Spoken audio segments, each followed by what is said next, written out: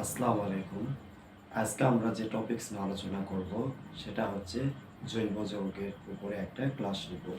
আজকে আমরা জৈব যৌগের উপরে কার্বন বিভাজন নিয়ে আলোচনা করব। তাহলে আজকে আমাদের আলোচ্য টপিকস হচ্ছে কার্বনের বিভাজন। চলো শুরু করে দিই। প্রথমত আমরা জানি একটা কার্বনকে দুই ভাগে ভাগ করা যায়। একটা কার্বনকে দুই ভাগে ভাগ করা যায়। একটা হচ্ছে সুষম বিভাজন, সুষম বিভাজন। আরেকটা হচ্ছে বিষম, বিষম বিভাজন। কার্বনের বিভাজনকে দুই ভাগে ভাগ করা যায়, একটা সুষম বিভাজন আর একটা হচ্ছে বিষম বিভাজন। তবে সুষম বিভাজনটা কি একটু জেনে নেই। ধরো এটা একটা কার্বন, এটা একটা কার্বন, কার্বন কার্বন, এই কার্বন একটা ইলেকট্রন শেয়ার করলো, এই কার্বন একটা ইলেকট্রন শেয়ার করলো, করে তারা একটা সমযোজী বন্ধনে আবদ্ধ হলো। এখন যদি এরা এখান থেকে পৃথক হতে চায়, মানে বন্ধনটাকে ছিন্ন করতে চায়, তাহলে কি করবে? তাদের মাঝ বরাবর তারা ভেঙে যাবে, মাঝ বরাবর ভেঙে গিয়ে তারা আলাদা হয়ে যাবে। এই কার্বন তার দেওয়া ইলেকট্রন নিয়ে সে পৃথক হবে, এই কার্বন তার দেওয়া ইলেকট্রন নিয়ে সেও পৃথক হবে। তখন এই যে ইলেকট্রন নিয়ে যখন পৃথক হচ্ছে, তখন এই পৃথক হওয়াকে বলা হচ্ছে, পৃথককৃত ইলেকট্রনকে বলা হচ্ছে ফ্রি রেডিকেল, ফ্রি রেডিকেল। তার মানে যখন দুটা কার্বন পরস্পর ইলেকট্রন শেয়ারের মাধ্যমে একটা বন্ধন গঠন করে, যদি তারা চায় যে আমরা বন্ধনটাকে ছিন্ন করব, তখন তারা মাঝ বরাবর যদি দুটি অংশে বিভক্ত হয়ে এই কার্বন তার দেওয়া একটা ইলেকট্রন নিয়ে সে যদি পৃথক হয়ে যায়, এই কার্বন তার দেওয়া একটা ইলেকট্রন নিয়ে যদি পৃথক হয়ে যায়, তখন এই বিভাজনকে বলা হচ্ছে সুষম বিভাজন। এই সুষম বিভাজনের ফলে কার্বন যে ইলেকট্রন নিয়ে পৃথক হচ্ছে, এই পৃথককৃত ইলেকট্রনকে বলা হচ্ছে ফ্রি রেডিকেল বা মুক্তমূলক। এই ফ্রি রেডিকেল বা মুক্তমূলকের স্থায়িত্ব হচ্ছে কম। কেন স্থায়িত্ব কম? এরা মুক্ত থাকার কারণে যে কোনো সময় এরা অন্য একটা মৌলের সাথে বন্ধনে আবদ্ধ হয়, এই কারণে এদের স্থায়িত্ব হচ্ছে কম।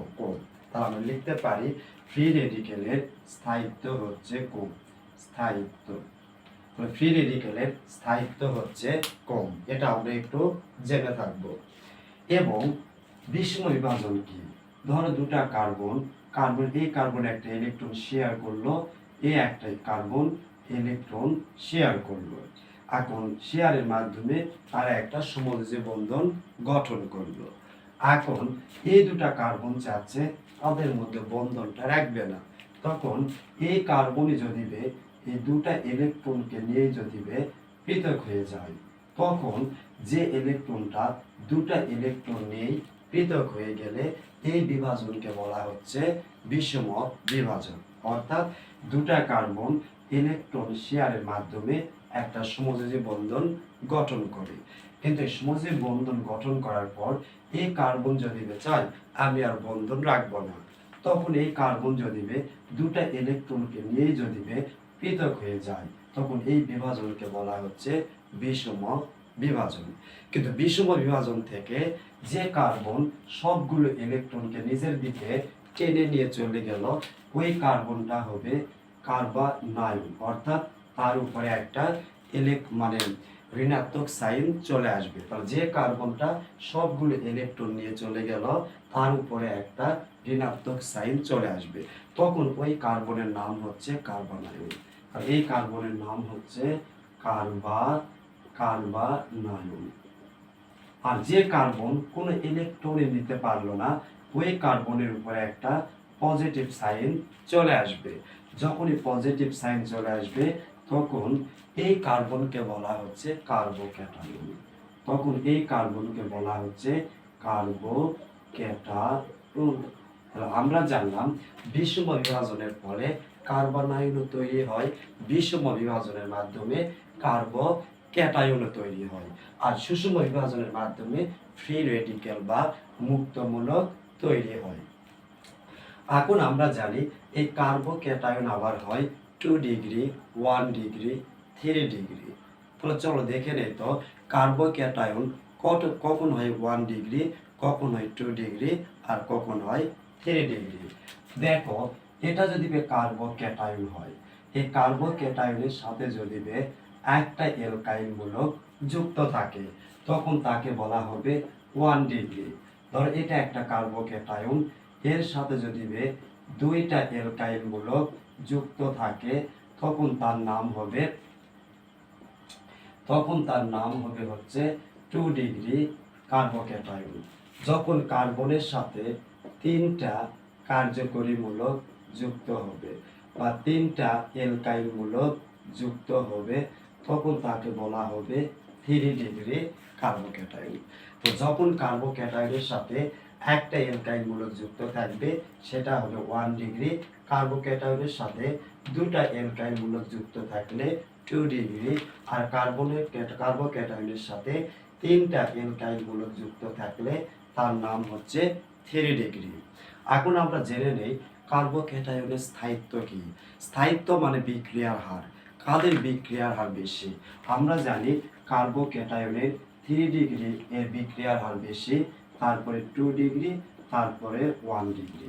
তার মানে কার্বোক্যাটায়নের স্থায়িত্বের ক্রম হচ্ছে 3 degree is greater than 2 degree is greater than 1 degree.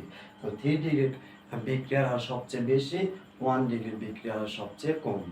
এরপর আমরা জানি ফ্রি রেডিকেলেরও স্থায়িত্ব ক্রম হচ্ছে 3 degree is greater than 2 degree is greater than 1 degree. তার মানে কার্বোক্যাটায়ন আর ফ্রি রেডিকেলের স্থায়িত্বের ক্রম হচ্ছে একই।